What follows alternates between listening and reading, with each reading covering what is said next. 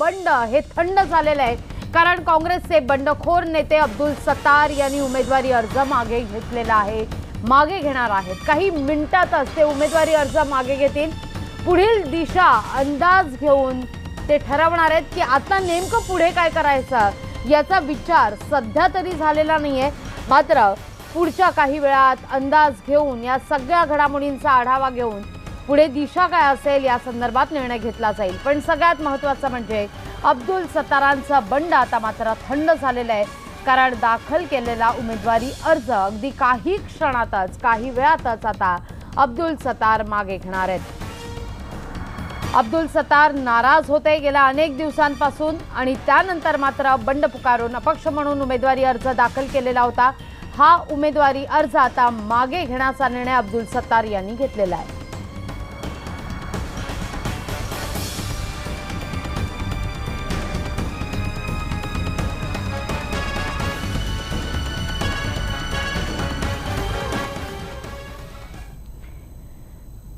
याचविषयी अधिक माहिती घेण्यासाठी थेट जाऊया आमचे प्रतिनिधी सिद्धार्थ गोदाम यांच्याकडे. सिद्धार्थ,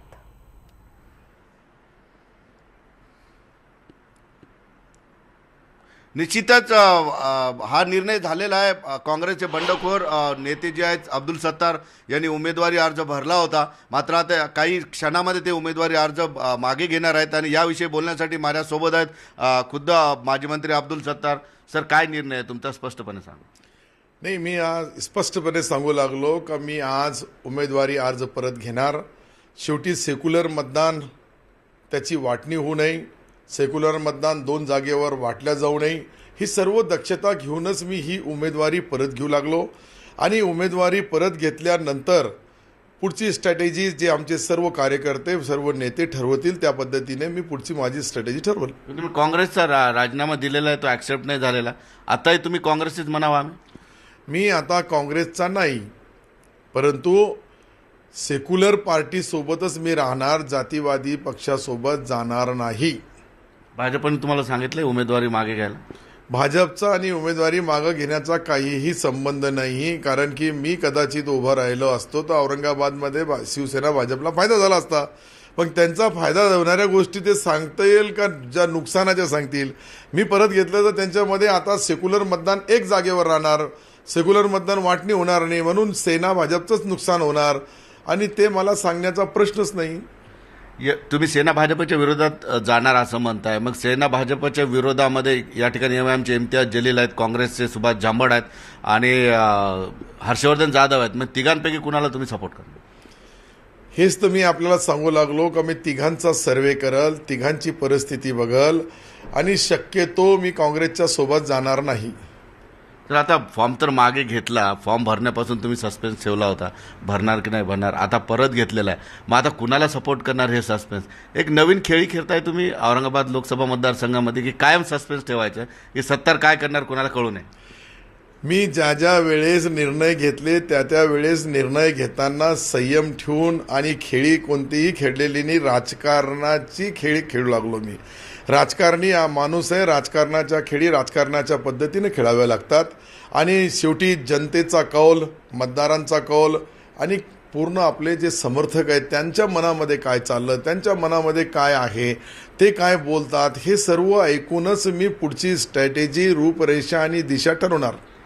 ज्यावेळेस तुम्ही काँग्रेसचा राजीनामा दिला तो आणखीही ॲक्सेप्ट झालेला नाही. तुम्ही तर म्हणता मी काँग्रेसमध्ये नाही, पण काँग्रेसने तुम्हाला अजून सोडलेलं नाही.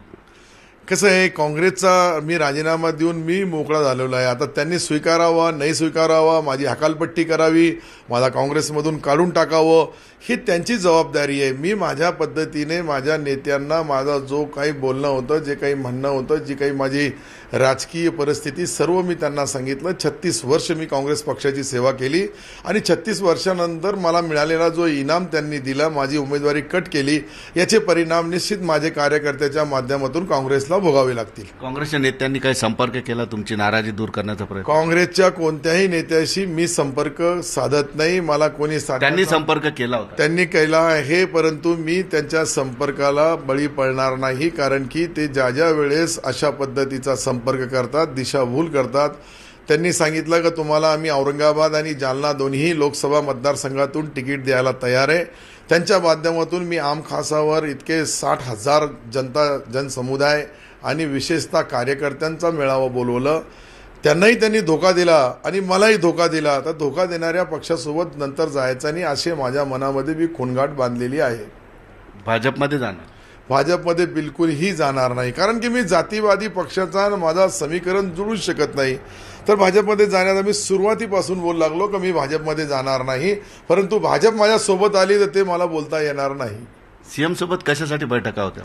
सीएम सोबत हे राजकीय परिस्थिती, राज्याचे प्रमुख असतात त्यांच्याशी बोलणं किंवा विकासाच्या बाबतीत बोलणं किंवा सिल्लोड विधानसभा मतदारसंघाचा विकास करायचा असेल तर मुख्यमंत्री महोदय या राज्याचे प्रमुख आहेत आणि शब्द पाळतात अशा पद्धतीची त्यांची राजकारणामध्ये आत्तापर्यंत ख्याती आहेत. आत्तापर्यंत त्यांनी जे जे शब्द दिले ते पाळले, म्हणून मला मुख्यमंत्र्यावर विश्वास आहे.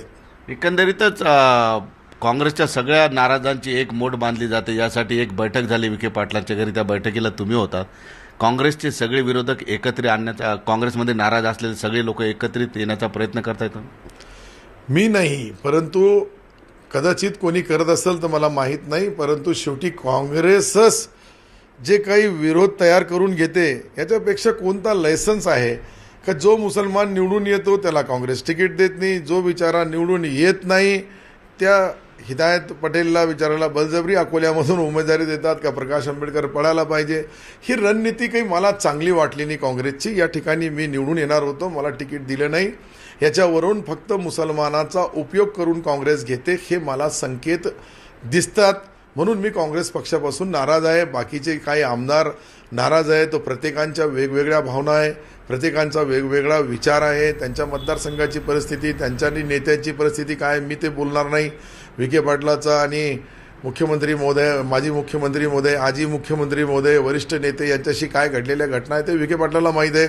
परंतु विखे पाटील माझे मित्र आहेत आणि आम्ही अनेक वर्षापासून सोबत काम करतो, म्हणून त्यांचा जो राजकीय प्रवास आहे, राजकारण करण्याची विखे पाटलाची जी पद्धत आहे ती कार्यकर्त्याला आणि आमदारांना सोबत घेऊन जाणार.